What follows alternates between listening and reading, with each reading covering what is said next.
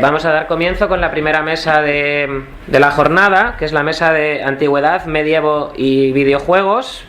Tenemos 3 ponencias y pues vamos a seguir el orden del programa y vamos a dar paso primero a Ruth García Martín, que es profesora en la Universidad de Castilla-La Mancha, experta en videojuegos y arte y miembro de Arts Games, y a Ana Begoña Martín, que es investigadora independiente, doctora en arqueología por la Universidad Autónoma de Madrid y especialista en el tema de Alejandro Magno y el culto heroico. Estas 2 investigadoras nos presentan una ponencia, una comunicación con el nombre de Estéticas posibles o imposibles, las representaciones de Grecia en los videojuegos. Así que nada, ahí tenéis 20 minutillos, al botoncito rojo y para adelante.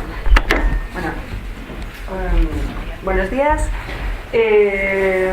Nosotros nos hemos planteado esta conferencia a partir de lo que es la estética, a un nivel muy simplificado. Estética es lo que tenemos por bello, también es como las características particulares de algo. Pensemos en lo que son las estéticas de las tribus urbanas, que todo el mundo tiene muy claro de las características que tienen que llevar, pero también hay que entender que desde la perspectiva del arte y de la filosofía es el estudio de la percepción y el estudio sobre todo de las problemáticas del arte. En el caso específico, si hablamos del arte, ¿qué se considera arte? ¿Qué características tiene? ¿Qué sería lo bello, lo disonante, lo feo, etcétera? Desde el videojuego, el primer acercamiento que podemos hacer es lo visual. Ante todo es un medio audiovisual y aquí tenéis un resumen de lo que podría ser la estética visual de un videojuego de Aki Harvinen, que es el que lo ha estudiado en profundidad, pero hay que tener en cuenta que el videojuego es algo más allá. Si hablamos de estéticas del videojuego, hay que entender que hablamos desde 3 perspectivas. Una estética que está relacionada con lo sensorial, que sería tanto lo visual, el áptico, todo el movimiento. No perdamos de vista que es muy importante en el juego el movimiento y lo corporal. Se podría decir que estamos hablando en cierta medida de danza con los dedos, porque nosotros cuando jugamos un videojuego estamos haciendo un movimiento manual, con lo cual es coordinación y sucesión de movimientos que están en cierta medida preestablecidos, que es cómo tenemos que hacer los botones, cómo tenemos que pulsarlos, y eso desde que se hace la concepción del juego está. Muchas veces tenemos un nivel secundario. Por otro lado, cuando hablamos de estética, hablamos en relación a el arte del videojuego, en relación a otro tipo de arte, a otros artes, como sería la pintura, la escultura, arquitectura, lo que estoy diciendo del movimiento, etcétera. Y por último, tendríamos que tener en cuenta también que la estética particular del videojuego está relacionada con la experiencia estética que nos provee, que está un poco también, para la redundancia, en relación a todo lo anterior. ¿Por qué es importante tener esto en cuenta? Porque el videojuego es ante todo un medio remediador. ¿Qué quiere decir esto? Es un medio que aglutina formas artísticas previas. En este caso, resumido muy simplificado, la concepción del videojuego hay que entenderlo como un juego remediado. Tecnológicamente, pero sigue siendo un juego que aglutina todo lo anterior. A nivel visual, tenemos todo lo que acabo de decir. Sobre todo pintura, tendríamos todo lo que es los medios visuales. En las últimas, cine. Más relacionado con los medios visuales como el cine, las series, la publicidad, etcétera. ¿Cómo relacionamos esto con Grecia? ¿Cómo relacionamos esto con la idea de la estética griega, la estética helena?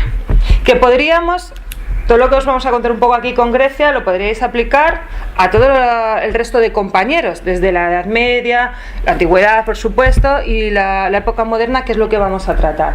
El videojuego incorpora la idea que tenemos de estéticas relacionadas con periodos históricos. ¿Cómo lo hace? De diferentes formas. A nivel muy básico, para que veáis cómo tenemos una idea de lo griego, no sé si conocéis este anuncio, es Olimpea. Es un anuncio de perfumes, pero que tenemos esa idea de lo blanco, las columnas, series aquí, hombres como la idea de Apolinio, cosas rotas, etcétera. Es como muy resumido. Aquí vamos a ver mucha carne. Hoy vais a empezar con carne. Pero claro, adaptado a nuestra concepción. Jamás llevaría una griega eso. Eso es una idea de lo que tenemos de adaptado a nuestra concepción, que es otra de las problemáticas que vamos a tratar, y creo que todos mis compañeros y nosotros. Muchas veces cogemos rasgos muy, muy simplificados, como que tenemos todo mucha idea, como vamos a ir viendo, y a los que ponemos encima la capa de nuestra propia cultura, lo sí, que conocemos nosotros. A fin de cuentas, la imagen que tenemos de Grecia es la que hemos heredado muchas veces de películas, de series, de cómics, y cuando ya por fin llegamos al instituto y nos empiezan a explicar cómo es la estética griega, no encaja con lo que hemos estado viendo. Entre otras cosas porque también aportamos nuestros valores morales, y es un error, como veremos posteriormente. Entonces, pues este anuncio es lo que gran parte de la población tiene en concepto de lo que debería ser Grecia. ¿Y por qué se da esto? Pues realmente es que la imagen que tenemos de Grecia, por lo menos la que tiene la mayor parte de la población, proviene de la época del Renacimiento, cuando se empieza de nuevo a redescubrir el mundo clásico. ¿Qué pasa? Pues no estamos nosotros ahora mismo vivimos en una sociedad donde las imágenes, las fotografías, los libros, los vídeos nos dan mucha información, pero en aquella época no había tanta información, no se pasaban las imágenes de tal manera, entonces se descubrían cosas, la gente sabía que se habían descubierto cosas y es como se imaginaban que debía de ser. Grecia debía ser un mundo maravilloso, lleno de mármoles y la gente vistiendo con togas preciosísimas. Esta imagen creo que todos la conocemos, es la escuela de Atenas de Rafael, y es un elemento clave del Renacimiento donde están todos los filósofos generales, matemáticos y demás del mundo clásico, y es gracioso porque la mayoría de ellos ni se conocían porque en el tiempo era imposible. Aquí está Alejandro Magno y por ahí me parece que está Hipatía. Les separan unos 4 siglos. Pero todo el mundo tiene asociado que Grecia es algo que pasó en 2 días. Otra de las imágenes más típicas que tenemos, que es lo que no nos enseñan en el instituto, esto es un templo griego, todos tenemos esta imagen. Ahora, cuando decimos que el templo griego está pintado, ya nos empieza a chirriar la mente, porque a nosotros nos llegó sin pintura. Entonces la estética cambia. Casi todos hemos estudiado en historia, el dórico, el jónico y demás. Los capiteles, el frontispicio, es decir, esta parte de aquí del triángulo de delante, las columnatas, tenemos una idea de que hay muchas columnas, está todo muy roto, etcétera, etcétera. Y que todo es muy bonito. Esto, por ejemplo, es una recreación del que podría ser de Éfeso, que es lo bueno del 3D ahora, que podemos ver estas recreaciones maravillosas y ver... o por lo menos imaginar cómo debía ser. Sí, aquí por ejemplo lo que decimos, no se ha pintado, no tenemos esa concepción de que era pintado, que era policromo. Sin embargo, tenemos más un poco la idea, como decíamos, de lo que viene del Renacimiento. ¿Y esto qué nos lleva? Pues... ¿Veis esta educación? O sea, el cine, ese maravilloso mundo que a todos nos gusta, pero que el mundo, cuando toca el mundo clásico, siempre lo que vas a encontrar es una Grecia destruida. O sea, una de las escenas de la película de Alejandro Magno era Aristóteles enseñando a los futuros generales de Alejandro y Alejandro en mitad de una ruina griega. Hércules de Disney. Creo que mucha gente ha crecido con esta película con el concepto de que esto era Hércules. Bueno, es el Hércules de Disney, la imagen infantilizada, idealizada, de lo que se puede vender de que es Grecia, que sin embargo aquí nos interrumpimos siempre, o sea, sí, perdonadnos que hablamos así. Si veis, tenemos esa idea de desde lo que es la estética de la arquitectura griega, de los frontispicios, columnatas, ya hemos elegido sobre todo el concept art, porque desde esa idea primigenia de lo que iba a ser la película o los juegos como veremos posteriormente, ya están estas pequeñas cosas que nos hemos quedado todo el mundo con lo que viene de Grecia. Tú pones columnatas con el frontispicio y dices Grecia, ya todo el mundo tiene asociado. Y blanco, sobre todo. Porque también es mármol, todo es muy bonito, es igual que el abajo, es la idea más típica de una isla griega. Pues, ¿cuándo aparece por primera vez Grecia en los videojuegos? Pues seguramente hay algún ejemplo anterior, pero en 1984 Gears Gods es el primero de los primeros videojuegos. Tenemos estas imágenes. Podéis ver a los soplitas, estas esculturas que parecen colosales, está el Minotauro, la Hidra. Hay columnas por ahí tiradas, aunque no lo parezca. Y hay una imagen que es medio oriental, medio griega. Sí, arriba a la derecha. Arriba el leoncito. Siempre tenéis que tener en cuenta... Es como una especie de hipogrifo raro, pero puede más cercano a Oriente. Creo que aquí tenemos un orientalista que nos lo podría confirmar. Siempre tenemos que partir que el juego como medio es eminentemente tecnológico, con lo cual todo lo que estamos hablando hay que partir de la evolución tecnológica y las posibilidades que da, por ejemplo, la técnica a nivel visual. Ya reconocemos varios de lo que estamos hablando en algo tan primitivo, podríamos decir, dentro como son los videojuegos de los 80, y ya hay elementos que reconocemos. Esto es Grecia. O sea, ya los reconocemos, con lo cual la evolución técnica nos va a permitir, como hemos visto, recreaciones cada vez más realistas, podríamos decir. Bueno, esto es un ejemplo, creo que es de Age of Empires, lo típico, se da lo que da las maravillas para conquistar. No solo es Grecia, también es la imagen que tenemos siempre asociada de Egipto. Dios mío, tenemos que irnos muy rápido. Estas son las imágenes, ¿de acuerdo? Todos reconocemos al señor del Olimpo de Zeus, lo mismo. Mármol, teatros, esculturas. Y aquí volvemos a un videojuego de lo primero que salió de Hércules. Es que quiero pasar un poquito rápido para irnos al Go y al Apoceo. La imagen, lo que tenemos son columnas rotas, una Grecia y todo lleno de mármol. El Nick Quest es uno de los primeros juegos indies que salen sobre Grecia. Recupera de nuevo esta estética de templos, de cerámicas. Aquí también creo recordar que el juego había también zonas que estaban rompiéndose, la Tetris Run. Y ya llegamos al Go. Es que al final da para hablar mucho. Seguimos esta idea de que desde el concept art en los videojuegos y los más característicos que son los que vamos a hablar nosotros, que es el God of War y el Apotheon, se mantiene esta idea de lo que venimos hablando, de que con 4 elementos arquitectónicos, la idea de ruinas, la idea de monumentalidad, típica del Renacimiento, todo es grandioso. Las grandes esculturas, siempre hay grandes esculturas. Y todas algunas cosas están rotas. Por supuesto, si no las puede romper. Reconocemos el periodo heleno. No. Aquí, por ejemplo, lo que sería, para que veáis luego la diferencia con el Apotheon, la concepción del Monte de Olimpo o el Coloso de Rodas del God of War. Esa idea de monumentalidad que también tiene una relación con la narración en la medida de que se nos intenta transmitir, recordemos con la estética experiencial, de que nuestra tarea como Kratos es monumental, es épica. ¿Cómo se hace? Con grandes ambientaciones. Y queríamos pasar un poco por encima realmente a lo que son los atuendos. Tenemos la imagen, esta sería más o menos como es la ropa en el mundo griego, ¿vale? Esto es como nos lo muestra el cine. Vamos a ver minifaldas y gente desnuda muchas veces. Y si no pasamos a Furia de Titanes, todo blanco, precioso. Aquí os parece un anuncio de Ariel. A300, es un salto evolutivo. Ahora van medio en pelotas, como bien dice. Pero no que como vamos rápido, vamos un poquillo... La idea es que también, como estamos diciendo, la estética tiene mucho que ver con el vestuario y también cómo es la actitud y cómo se comportan los personajes. Aquí es donde, sobre todo en el comportamiento y la imagen de los personajes, es cómo también se transmite la estética particular tanto de un periodo histórico, de una tribu, de todo lo que estamos hablando, que es también una cosa de lo que nos chirría. Muchas veces aplicamos moralidades actuales a personajes antiguos, como veremos. Si no lo digo, reviento. Esto parecen los caballeros del Zodíaco.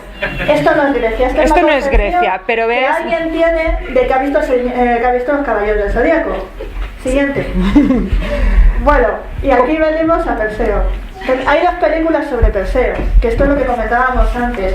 Una es el Perseo que le ha tocado y es un jovencillo que le han dado un arma y un escudo, y la otra es un guerrero. Y las imágenes, las concepciones son totalmente distintas, igual que las poses de los actores. Y no es que tengamos manía de Hércules, es que es Hércules. Es que... esto es Hércules, esto es para una parte de sociedad, es Hércules. Claro, tenemos que decir un que... Un jovencito, una persona inocente... el Hércules, la idea que tenemos muchas veces de Grecia, parte de Disney, que tiene su parte buena, pero también es el mejor ejemplo para ver cómo distorsionamos la idea de lo que es el pasado y les ponemos, volvemos a la misma que nos parece muy importante, de cómo ponemos nuestros gustos actuales y nuestras moralidades. La concepción del Hércules es totalmente un héroe actual, no es un héroe griego, no es lo que os encontraréis como un guerrero griego dentro de la tradición griega de, por ejemplo, las tragedias, o Homero o compañía. Y eso va a ser Kratos. Este es un claro. Esto es una imagen de las primeras imágenes de películas, estos Jasón y los Argonautas. Esto se podría parecer a Hércules, una persona ya mayor, una persona que ha luchado y que ha sufrido.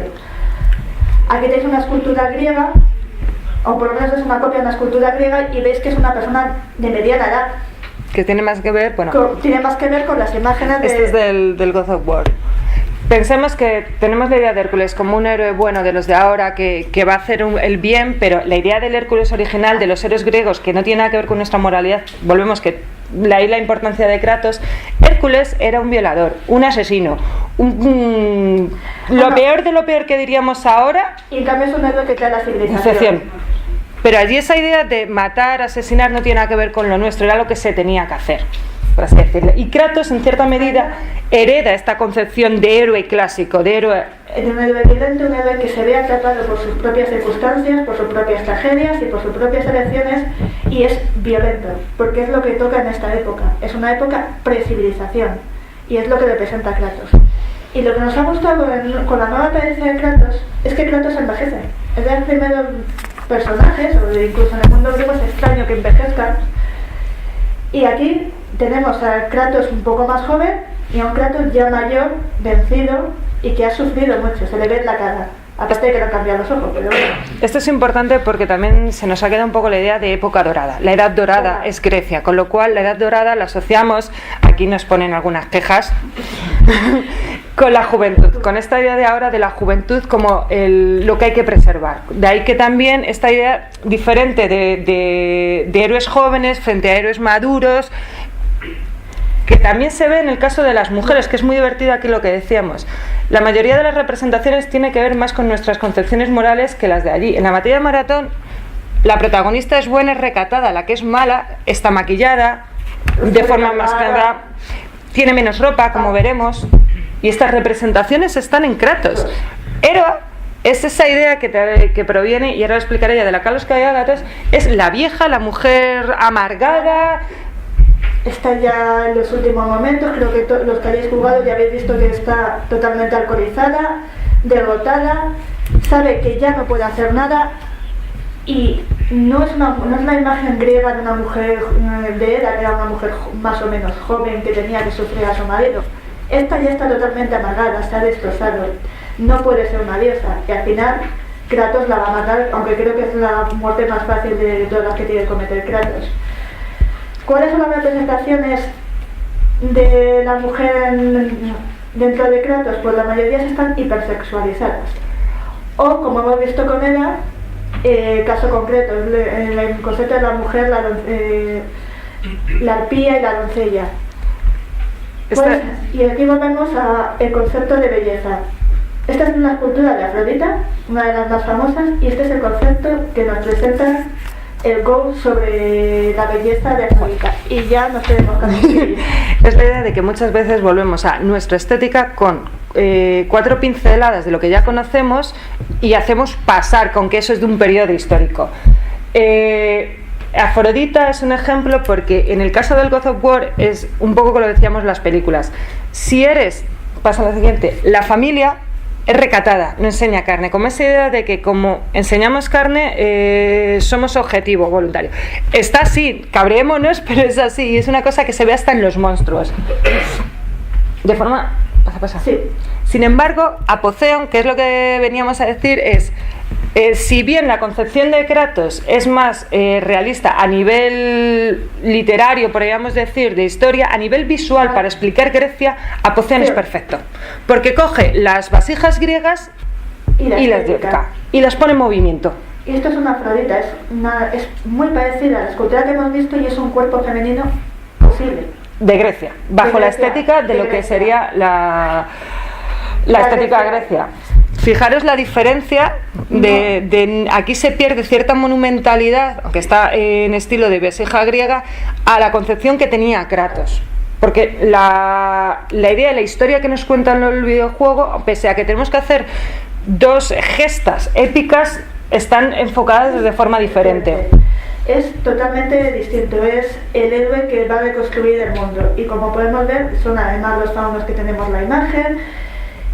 Es dentro de lo que se puede hacer con un 2D, una de las mejores representaciones que podemos ver. Podemos encontrar un frontispicio, ya sé que tenemos Prita, tenemos a Loplita, Nicandreos es el Loplita por excelencia, tenemos distintos dibujos e imágenes que serían de esculturas. La idea de la... Sí, también tenemos las columnas. Las columnas, las esculturas griegas. Todo esto, sí. Podemos ver con una cerámica griega al lado, es que es casi clavado. Se esforzaron muchísimo para que hubiera una estética muy parecida. Y para concluir, esta es la imagen de Nicandreos. La imagen de al lado es una representación de Aquiles. Copiaron esta imagen muy típica de Aquiles esperando para matar a Troya, delante de la fuente. Queremos terminar esta idea, bueno, con una versión muy libre. No sé de quién es el autor, si alguien me lo puede decir, de Kratos, de cómo sería con una idea de vasija griega. Pero también pensamos esto desde una rama educativa, de que se puede enseñar historia, se puede enseñar arte, se puede enseñar estética con videojuegos. El ejemplo que estamos aquí hablando de forma muy sucinta, muy concentrada, se puede enseñar, se puede aprovechar los videojuegos como medio para contar. Y con las dos perspectivas, la magnificencia y la semi-realidad. Y con esto ya hemos terminado. Muchas gracias.